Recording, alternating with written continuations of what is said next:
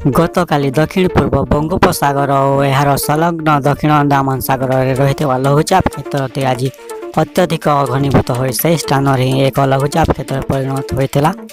ଏହା ଆଜି ସନ୍ଧ୍ୟା ପର୍ଯ୍ୟନ୍ତ ଅତ୍ୟଧିକ ଘନୀଭୂତ ହୋଇ ଅବପାତର ରୂପ ନେଇଛି। ଆସନ୍ତାକାଲି ପର୍ଯ୍ୟନ୍ତ ଏହା ଅଧିକ ଘନୀଭୂତ ହୋଇ ଏହା ଏକ ବାତ୍ୟାର ରୂପ ନେବ ଓ ଦକ୍ଷିଣ ପୂର୍ବ ବଙ୍ଗୋପସାଗର ତଥା ଏହାର ସଂଲଗ୍ନ ପୂର୍ବ କେନ୍ଦ୍ରୀୟ ବଙ୍ଗୋପସାଗର ଓ ଆଣ୍ଡାମାନ ସାଗର ଉପରେ ରହିବ।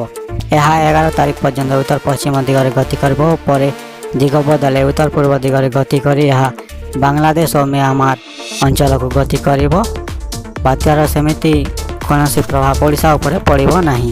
ଆଜି ରାଜ୍ୟର 18ଟି ସହରର ତାପମାତ୍ରା 40 ଡିଗ୍ରୀ ଅତିକ୍ରମ କରିଥିଲା। ଏଥି ମଧ୍ୟରୁ ପଶ୍ଚିମ ଓଡ଼ିଶାର ଅଧିକାଂଶ ସହରରେ ଏବେ ମଧ୍ୟ ଅତ୍ୟଧିକ ତାତି ଜାରି ରହିଛି। ଫଳରେ ଗରମ ଓ ଗୁଳିଗୁଳି ଯେଉଁ ପଶ୍ଚିମ ଓଡ଼ିଶା ଅସ୍ତବ୍ୟସ୍ତ ହେଉଛି। ଆସନ୍ତା 4 ଦିନ ପର୍ଯ୍ୟନ୍ତ ରାଜ୍ୟର ପାଗ ଶୁଖିଲା ଓ ଖରା ହେବ ଓ ଗରମ ଜାରି ରହିବ।